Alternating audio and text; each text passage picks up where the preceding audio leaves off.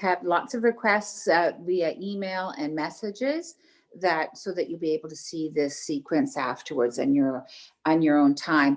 And that's really important, because I'm sure that many of you have what we've got is called Zoom fatigue. We've probably spent a lot more time on screen as probably didn't want to, but I'm so proud of you all, because this is that one way that you adapt, and this one way that you can grow. So talking about growth, I want to thank so much, because the councils have worked so hard together. We have the Dubai Business Women's Council, which we have an MOU with, that we're working together to make sure the information is shared across all channels. Obviously, our wonderful Australian Business Council of Dubai and the British Business Group. The councils work together to make sure that information is shared freely. And so please reach out to any one of us, because we're here for you. I can't tell you how excited I am today, because we've been looking forward to this for such a long time. As you said, are you still looking for the magic switch? Well, to make 2020 go away. Well, I don't know if we can actually make it go away, but I am sure, with the help of Naheed Chowdhry, she is the CEO of I Will Global Consulting. I like the fact that I will. It just seems so positive. So I'm sure she's going to have so much to tell us. She's UAE based. She's on a hands-on management consultant agency. Well, and she's purpose, and I would say people-centric.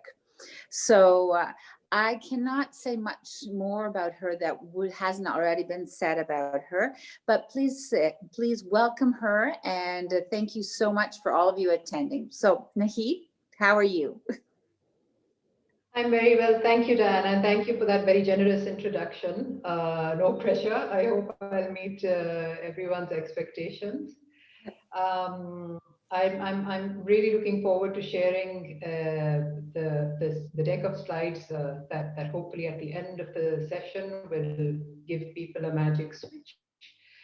And it's based on a mix of trends, research, and conversations with people, executives in positions locally and regionally. So shall I start? Yes, please do. Please do. And there is absolutely no pressure. Naheed, you are among friends, and we appreciate what you're doing. So there's no pressure. I promise. All right, so in about the next 45 minutes, barring the Q&A, we'll talk a little bit about 2020, the global and the regional trends for 2021, and how to take steps so that 2021 can be your best year, for whether you're running your own business, whether you're part of an enterprise, or whether you're just a job seeker. How can we get you on a path that will make 2021 far more successful than 2020 was? So, of course, let's start with the 6th worst year ever, and it was a pretty interesting year. I'd love to get in the chat window, and that's very kindly being monitored by the CBC team. I'd love to hear what your single biggest learning was from 2020. But while you do that, if you could type that into the chat window, it would be great to know. Let's talk about what it actually was. It wasn't just the pandemic. There was also very visible climate change. We had the warmest January ever in history. We had wildfires in California and Australia that were out of control. We had the highest number of hurricanes ever recorded. And of course, we had the worst pandemic in a century. Oil and gas industries, world's biggest economies contracted. The US economy contracted the most it had in 74 years. There were a whole lot of jobs that were lost globally. In the UAE and KSA, a number of SMEs closed down. We had some learning loss. Oh gosh, I feel sad reading this, and I'm just so happy it's behind us. Diverse communities were disproportionately affected. Ageism has increased as a result, and of course we had the volatile US elections, we had trouble in the Middle East. And I can just say that even as I read this, I think about how brave each and every one of you who's on this webinar is to have come through and survived it, because pretty much, I would assume pretty much every one of us slid down Maslow's hierarchy scale down to making sure that the bottom rungs of physiological needs and security needs were safeguarded in a very difficult year. So we battened down the hatches. Now let's take a look at what overall happened in the Middle East with consumers. Consumers continue to downtrade. Price sensitivity has been growing in this region because of a fear of job loss, and now with the pandemic, brand loyalty has also been eroding. So what does that actually mean? It's not just that people were looking for cheaper options, people were looking for value options. And that really makes you sit back and think, if you have a business, that, was my product and service delivering as much value as a competitor's product or service was delivering? So people have become smarter. They've seen past brands, and we'll talk about that a little later as well. And they're looking for the best combination of price and value and experience that they can get. And of course, I mean, in the wake of any crisis, any devastation, comes a wave of innovation and a wave of learning that then hopefully goes into that upward curve. And there are a lot of things to learn. Again, if you could share in your chat window, and I'd love for perhaps Diana, if you could take a look at what people might be saying, if you could. What can we learn? Never take anything for granted. Oh gosh, haven't we all learned that? But it also gave us new perspectives, right, on our work-life balance. It forced us to slow down. Education was a key area that really changed our perspectives, changed our mindsets, changed. There were new ways of doing business. We had to find them. We had to decide. A lot of us had to decide between what was nice to have and what was a must-have, whether that was in our business, whether that was in our personal lives.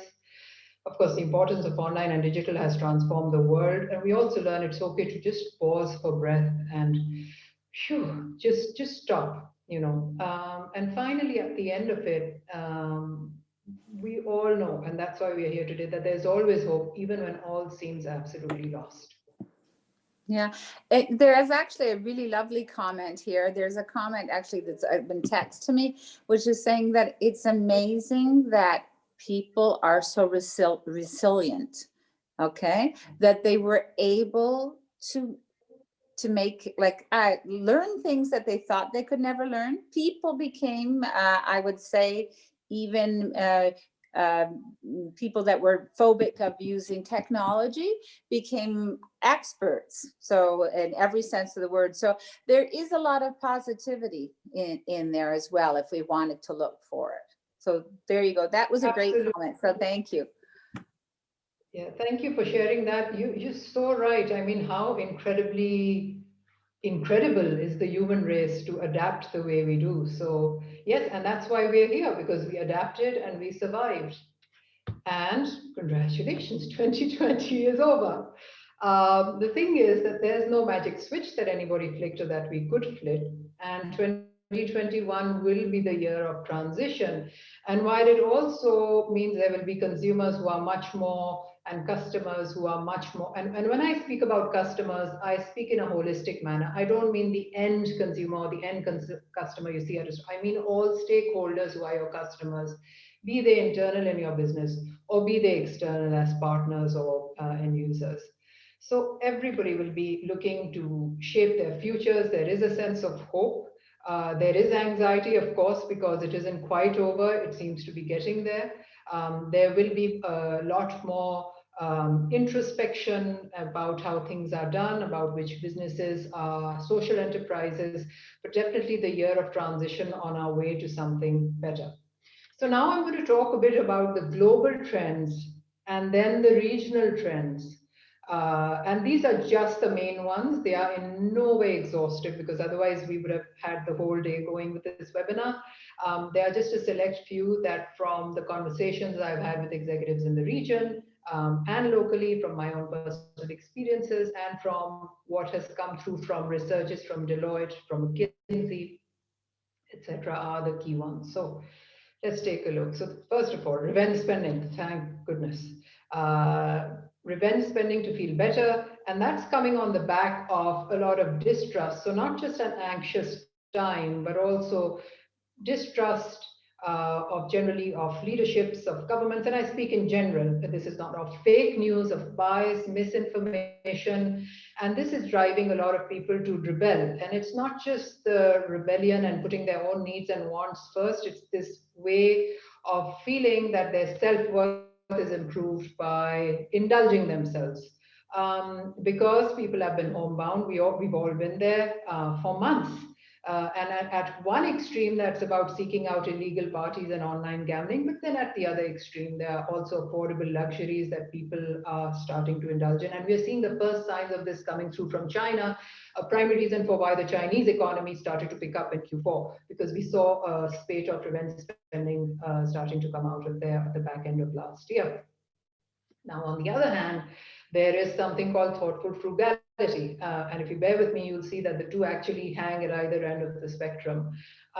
This is the group that's suffering from job losses and economic instability and is forced to spend in a much more thrifty manner than they have been. However, there are consumers who will adapt both behaviors depending on the context or the situation. Some will trade down to make room for other luxuries. And if you've got any examples, please do share. Are there any luxuries? Are there any expenses that you've traded down on to make room for other expenses? So, for example, I've traded down on having a coffee twice a day from outside. I have my coffee now with my espresso machine as well as from outside, but then I'm investing more in taking my children out on weekends, something that, it wasn't always a priority, but now I want to make sure they go out and experience stuff in an open air situation, especially while we have this lovely weather. So if you have any thoughts, I'd love to hear. And Diana, if you would be kind enough to maybe take a look and share anything that you think is coming through in a strong way and not reflected. Of course, I mean, we told you this simple example. We changed our office. Our office means our members' office at CBC Dubai, same building, different floor. Obviously, we halved our price of our rent. And why did we did that? To create a flexi desk for our members. So you find a different way to do. Oh, here we've got here. Someone said less fast food. They have less fast food, and especially during the lockdown. And that's probably a win-win. What do you think, Naheed? Yeah, absolutely. I mean, hats off to you. I don't really miss it too much anymore either, but I think it's an absolute win-win for health. Yeah. So keep those comments coming in, because we will chime in every once in a while, because again, Naheed is looking for the interaction here. This is not this is about you. So just please chime in. Thank you, Diana. So, so coming back to this, so there are, I think each of us has now got both sides in us, where previously it may not have been so pronounced, and therefore all of us across the board and globally, people are reviewing and adjusting spending to support their different needs. And it all goes with what they associate. It comes back to value. If you notice, I've used value rather than price.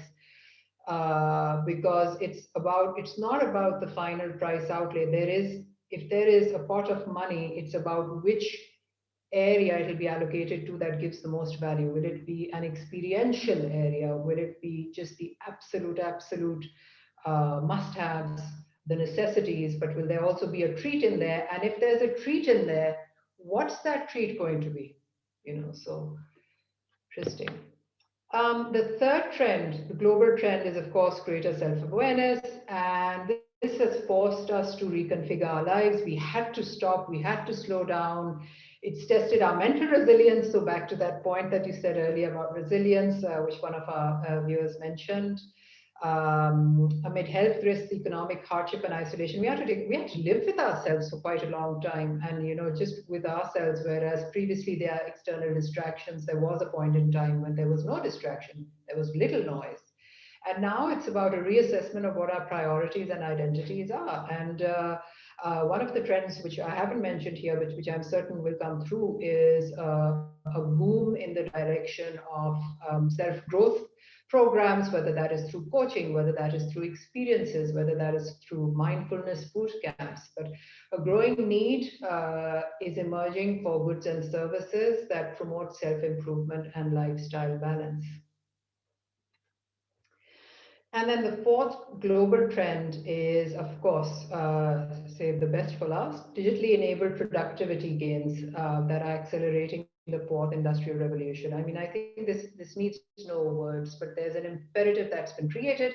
As somebody mentioned earlier as well, one of the learnings, right, from 2020 about how you had to go online and you had to convert, you had to transform, and we did it. Research, well, some didn't do it so well, others did it better. The point is everybody attempted it to some extent or another. And there is research that shows that executives moved 20 to 25 times, and all the sources, by the way, in case you're taking any screen grabs or you'll have this later to view, are at the bottom of the slide, so that provides the reference and context. But all executives moved 20 to 25 times faster than they thought, especially on areas such as supply chain redundancies, data security improvement, the use of advanced technologies in operations. So second layer, beyond the immediate first layer that you see of digital marketing and digital transformation replacing legacy software, there was this incredible functional application of digitization that helped executives move much faster than they could ever have imagined. Now, that was global trends, and let's take a look at what the Middle East macro trends were. And of course, as we've all seen, it was all about digital transformation. So about 9 here, quite a lot of words. So I'm going to try to simplify this as much as possible. And these are the trends that are seen to be emerging for the Middle East. So the first one being connected living.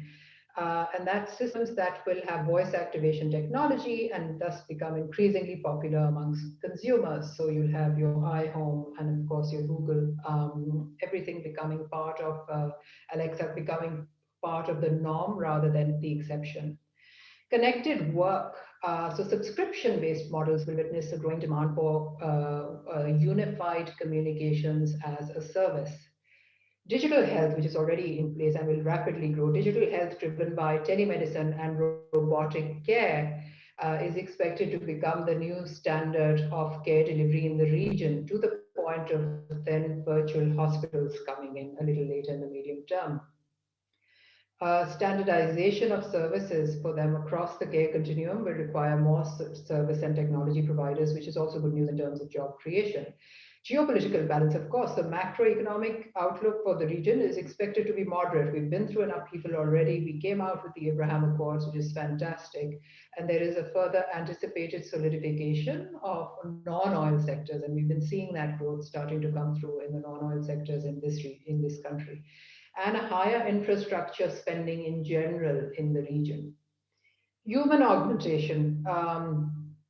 Globally, the behavioral analytics market is expected to reach about $3 billion in revenue by 2030, up from 230 million in 2019. And that is a gigantic leap. So it's expected to grow almost 5-fold.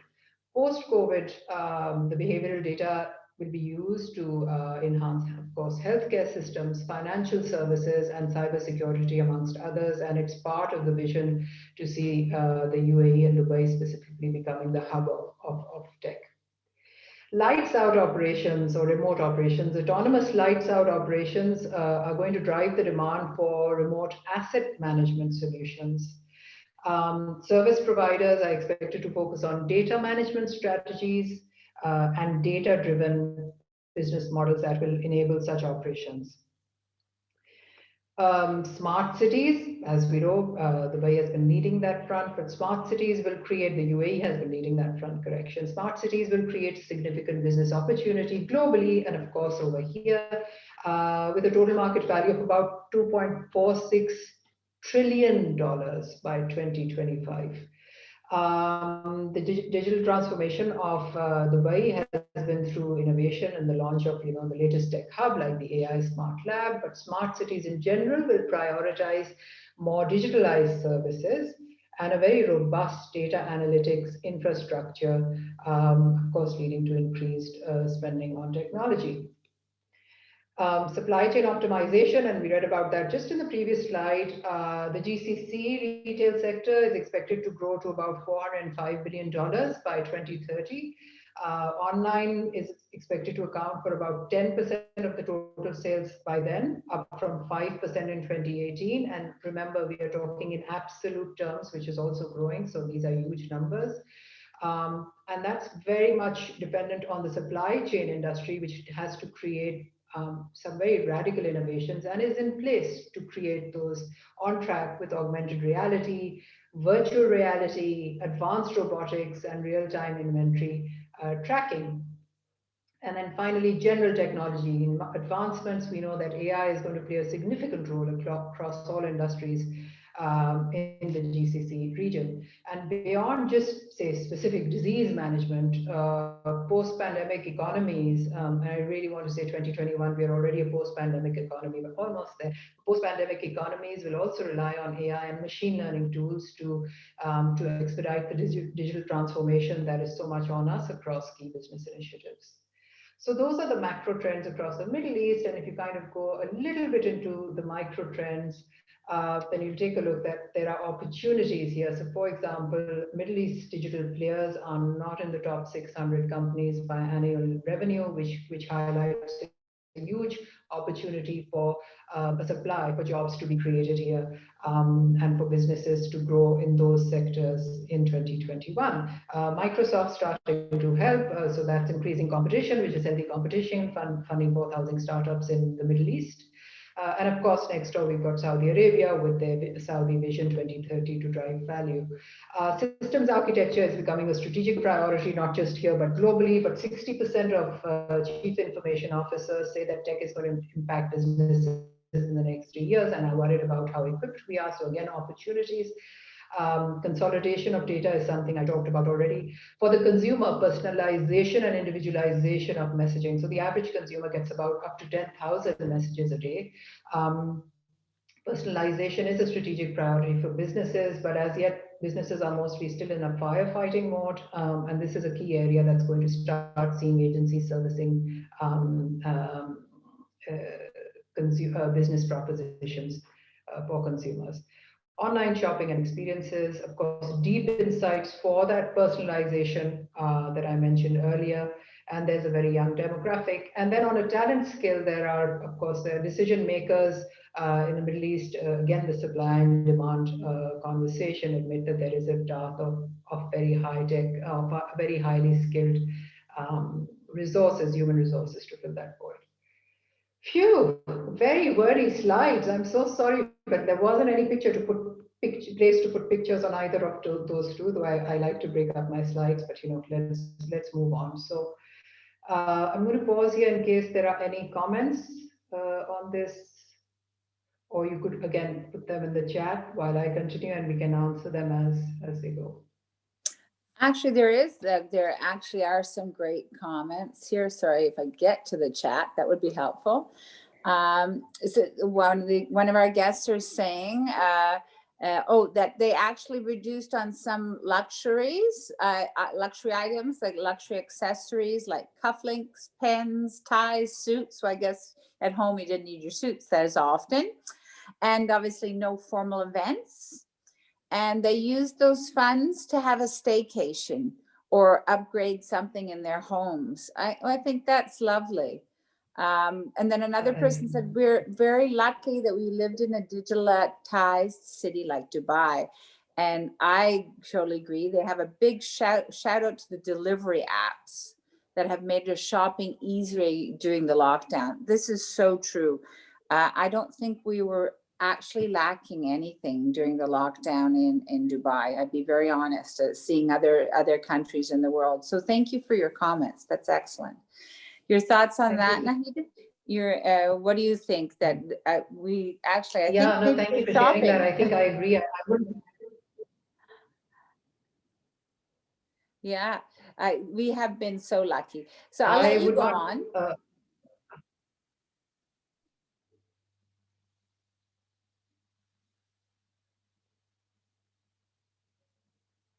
Are we okay to go? Yes, yes, please go ahead. Sorry, it was All right. echoing. My fault, my fault. No worries, no worries. Thank you for sharing that, Diana. I mean, I couldn't agree, by the way, and I'm sure most of us on this call will agree that there was no better place to be over the past year than in Dubai. I mean, I think the digitalization, the safety, the measures that were taken by the government and authorities, I think really kept us safe and secure. And in terms of the staycation idea, I love it. So, you know, you invested in building a memory. You invested in a memory rather than in an item. And yeah, and it is exactly the example to illustrate the trends we were talking about. So now the key industries that are expected to grow in 2021, and this is a combination of several sources and that I've brought together. And I was interested when I was compiling this list to see that I found it very interesting that there is online, of course, and digital related, but equally there are non-online or non-digital related ones. So on the digital side, of course, you can see there are not many surprises here, but digital smart personal protective equipment that kind of reads data as you're wearing it or putting it on, very James Bondish, but who knows, it could be a norm and available widely was the one that I found most exciting. But other than that, online meeting platforms, dating apps, I read this statistic about Tinder having 3 billion swipes back at the end of March when the lockdown was beginning on one day, single day. Wow. Cybersecurity, of course, e-learning services and LMSs, online fitness, entertainment. I mean, the list goes on and on.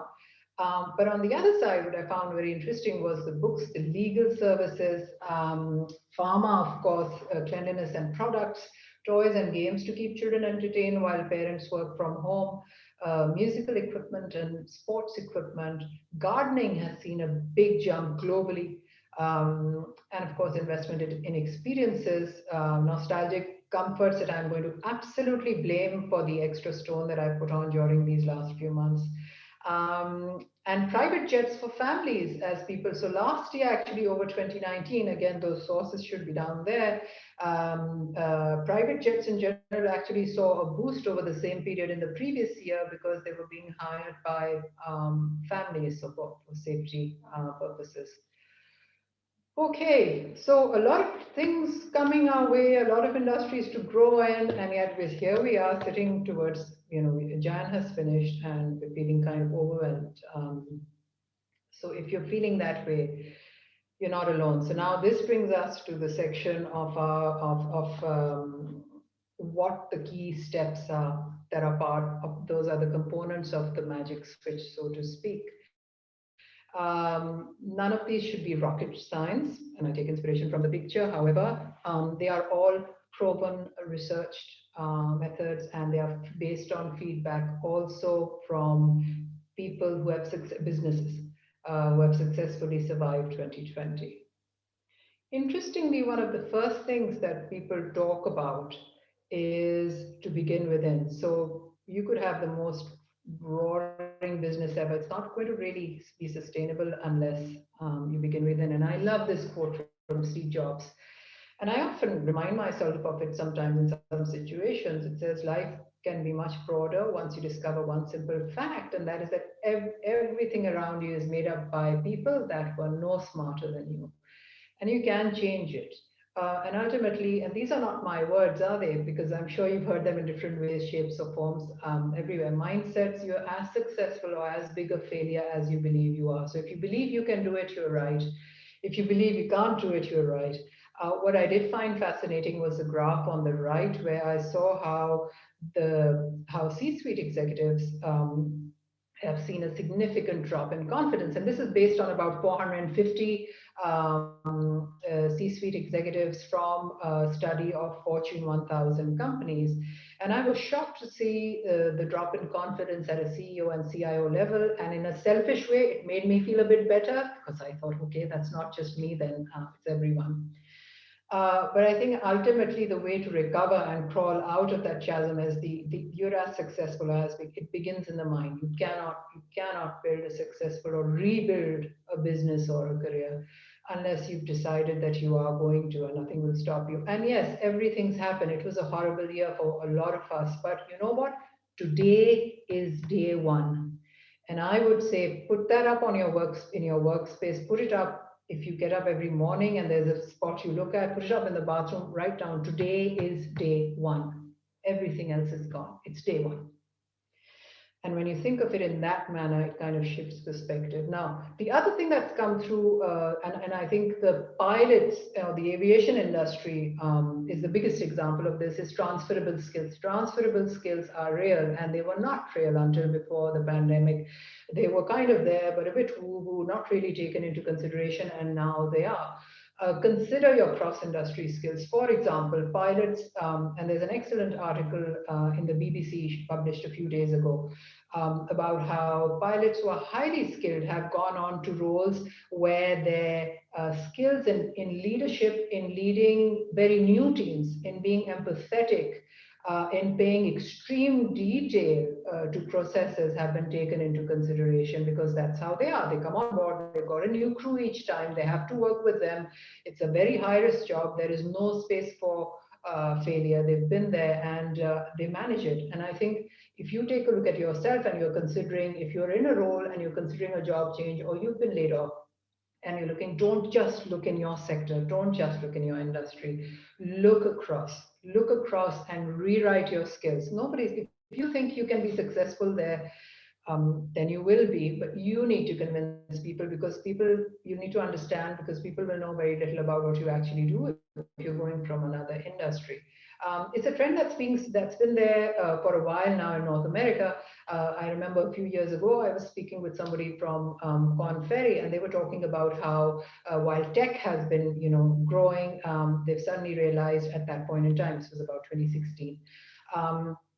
That there is an absence of strategy and processes, and that's why there is suddenly a search for people to come in from the CPG or the FMCG industry at the top end to bring in that strategic expertise. So cross-industry skills, and see how they can apply to you. If you think they can't, if you think your skills can't be transferred, they can't, but you have to think about it. Keeping perspective, helping others is a proven formula, as we know, because it helps put things into perspective. And the final one is about avoiding news addiction, because studies actually show that people who watch the news all the time are actually less real. Sorry about the typo, they're less real because they get a skewed version of reality. So everything starts from within. Now, moving on to business, the biggest learning across the board that seems to be coming through, arguably, at least for me and for the people I've spoken with, is a collaboration effort. Collaboration is the name of the game. Work together. Collaboration for agility, collaboration to accelerate digital transformation, collaboration to create innovative experiences. Organizations can learn from each other's handling. They can leverage their digital and jointly expand digital ecosystems because they pool resources together, including physical resources. It accelerates prototypes and launching of new offers. So huge opportunities which were always there, but now in the face of a crisis, a collaboration means you are far more resilient. It also means that you can offer your end user a wider or more holistic set of solutions, and that's what makes you irreplaceable, because then you start to build an ecosystem. So for example, if you were just offering a part of the furniture, can you now expand into smart home solutions, partner up with somebody? And in some languages it's called piggyback somebody, and build such a holistic offering that you really bring value because of that partnership, and that's what starts to make you irreplaceable. Then price doesn't matter, then you're giving value. It also builds resilience, as I said, in the face of future crisis. Okay. Social enterprise, actually, business reputation and trust, the pandemic, and everything that's gone on with it. I think we've seen a lot in globally in terms of bias, in terms of movements that have come through. It's highlighted the relationships between brands and customers. It's highlighted People have paid close attention to which brands have supported the right thing to do, which ones have been focused on profit, and people are smart. And a brand's reputation and a corporate reputation, a business's reputation, is determined by whether they deliver what they promise. And that's when the gap. Now here are some statistics that are quite mind-boggling. When brands demonstrate a human nature, a human part of their, and I'll talk a bit about that a little later, customers are much more likely to purchase from that brand over competition because there's a value, there's a perceived value additions. And employee engagement scores really high. When there is transparency, when you're clear, you're simple, you're saying this is what we are, it's such a relief to be away for consumers from fake news. You can take a look at the numbers. People continue to purchase from the brand even after there's been, say, something like a data breach. Employees are happier. And then when brands are routinely reliable, they are consistent on delivering that promise, they are consistent in their transparency and their purpose. That's when people are more likely, 2 times more likely, to recommend the brand to a friend. Employees are more likely to positively review. So it's about simplicity, it's about transparency, and it's about consistency. And that leads straight into the second, which is building, into the third, which is about building a visible business purpose. So in very simple terms, purpose-led companies understand why they exist and who they serve, regardless of what they're selling today. So this moment in time, the now, is still fortified. Any crisis that's happening now is fortified by the bigger picture, because purpose-led companies now more than ever are likely to hang on or retain their customers. And you can see almost 4 in 5 people would cite a time a brand responded positively, whether it was taking a knee, whether it was giving employees full pay even though they weren't coming in for 6 months. And 1 in 5, that's 20%, strongly agreed it led to increased brand loyalty on their part. And on the flip side, more than 25% less left when they felt the response was inappropriate. And what does inappropriate mean? It felt that what the business was saying it does, like a business can come and say, oh, we care about you, we are driven, we are going to build society, but when their responses or their actions are different, customers aren't idiots. So more than 25% left when they saw the response was inappropriate. So an organization's crisis responses are driven by a holistic purpose. And that's all about connecting to society. And what that does is drive clear alignment and therefore strengthens the trust, which we talked about earlier with consumers. And finally, humanizing and strategizing. And this year, and a lot of times actually, and I hope that perhaps COVID caused us to pause, at least when there was a full lockdown, or in some parts, all of us to pause and take a breath and stop firefighting and think about strategizing. A key thing that's coming through at the back end of the pandemic is to move from you'll always be moving fast and striving for efficiency. It'll always be important for businesses, but in times of crisis, we are reminded of what will remain unchanging, what never changes. That's people's values. So businesses have to take a look at themselves as the mirrors for the values of the people that they serve. And the way to do that is to get feedback from customers, employees, and business partners to understand and address what matters most to them. This is the time to pause. And it's okay to pause for breath, because speed to market is always a pressing need. I myself grew up in a corporate environment for over 2 decades where it was all about how fast you can get to market. But you know what? Sometimes when you get to market that fast, you compromise on one part of your promise. And even though you don't see it at that time, it's like a little toothache, that you ignore for a little while because you just wanted to get on that trip, or you just wanted to move ahead and get to work, and you put off that trip to the dentist, and then it grows and grows and grows, and then it impacts your health to a point. There's a point where you can't ignore it anymore. And in the same way, with that awful analogy, I hope everybody's got good dentists and good teeth, but consider sitting it out to ensure you don't disappoint in promises. Just as the pandemic and a reckoning with systemic racism led to people reevaluating and reflecting on their personal values, organizations should do the same to meet the needs of their customers, workforces, and their partners. And that builds me to the last point. What will that do? It'll build authenticity, which means matching stakeholder values and living them out. So we talked about collaboration. We talked about beginning within. We talked about collaboration for agility. We talked about business reputation and trust and building a visible business partner. And we talked about the need to stop firefighting and humanizing and strategizing, even if that means taking a step back. So just to summarize that, if your business survived 2020, however, whatever shape or form, the worst is behind you. And congratulations and hats off to you for surviving it. People are far more conscious of social enterprise. I cannot stress this enough, and expect brands and businesses to serve society in a very visible way. Collaborations are the shortcut to getting the nitty-gritties to getting your business back off the ground. And open your mind to what business offers. I've met so many people who've said, no, we operate only in the construction business, or we operate only in the retail business, or the furniture business, or the car hiring business. Well, think a little bigger. Can you widen your solutions? Are you operating in a home business? Are you operating in a ease or convenience or transportation business? How can you widen your solutions and think of partnerships in that context and build a purposeful business at the same time that serves people? Always give more value, and make this a point. Be great, don't be good. If you think your competitor, if they were in your place, they would offer the same proposition, go one step more. Go one step more. It will always pay. It may not pay immediately on day one, it will pay by day 7 or 14, so to speak. Adopt a human tone towards your end customers, of course, employers and stakeholders. You never know what you might learn.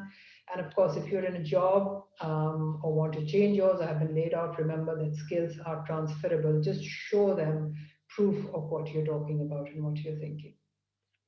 So that brings me to the end of that very speedy webinar. And I'll open now, Diana, if there are any questions, any Q&A.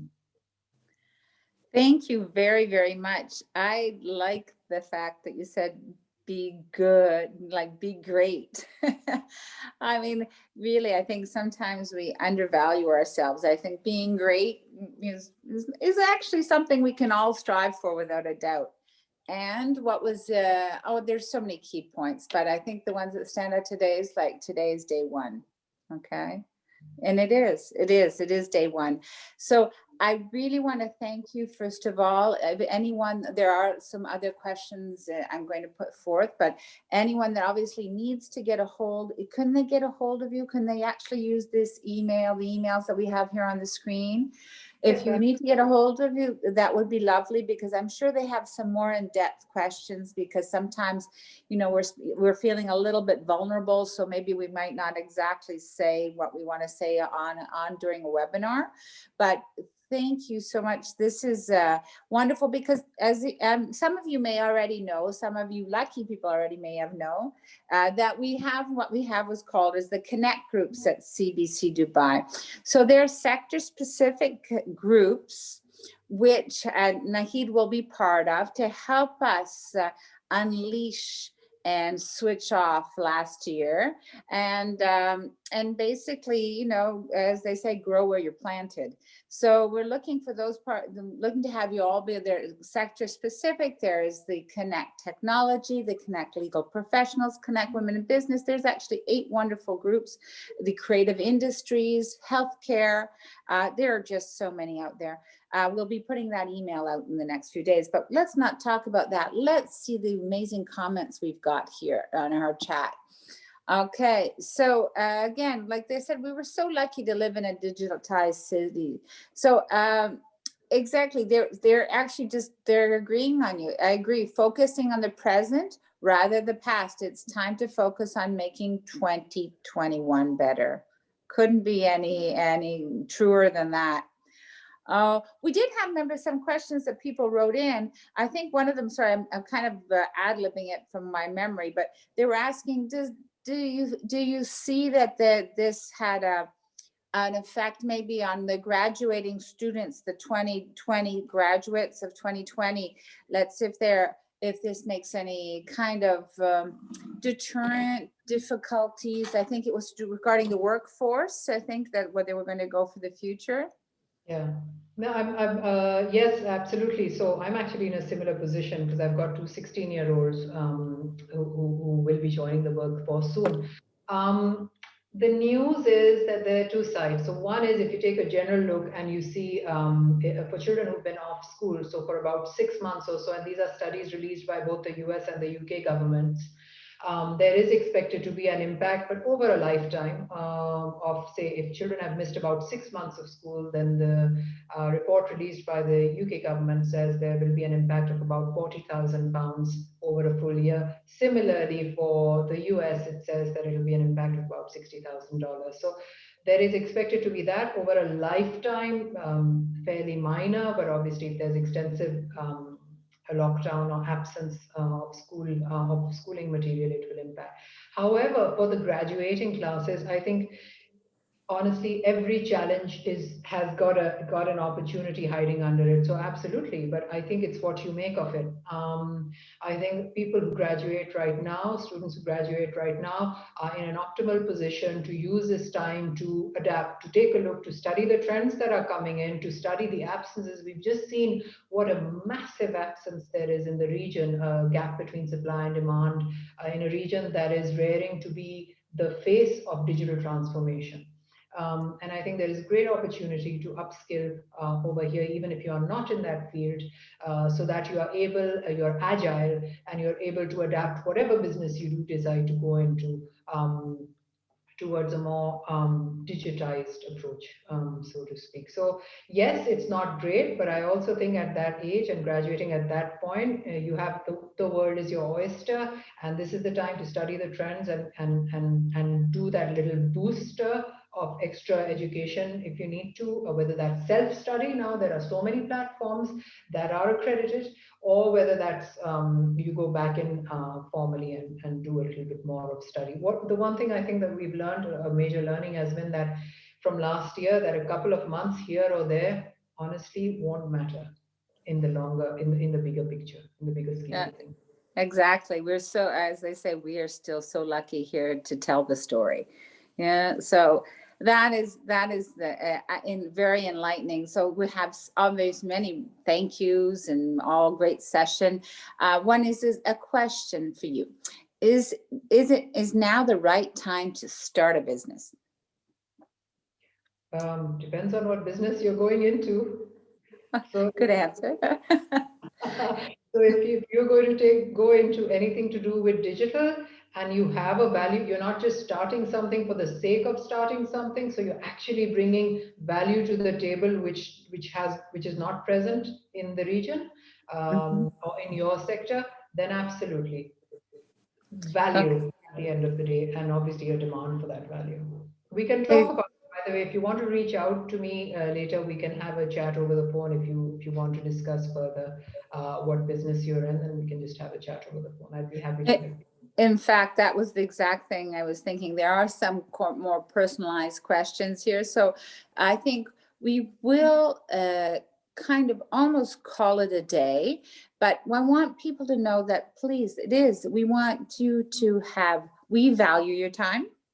We value your energy, your drive. We value obviously Naheed, her advice, her know-how, her sense of purpose, and her actually, and she's human, or I would say people centric.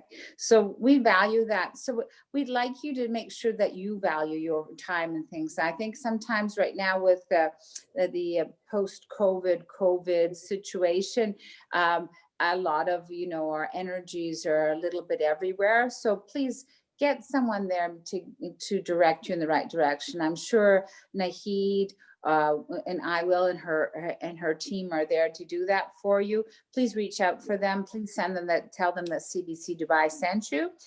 We will be having this recording out soon enough on the YouTube channel so that you can get some more notes. Is that okay if we put it out there? Great, Naheed, so that we can put it out there. Please reach out to us and we will help you also get in contact with Naheed if you don't have the information. And the best thing is too, you'll be getting more of this. We are going to go sector specific with the connect groups, where you and with Naheed and other experts and other people in your similar fields or fields that you were looking at can give you some outlook, forecast, guidance, and just a helping hand so that you know that we're there for you.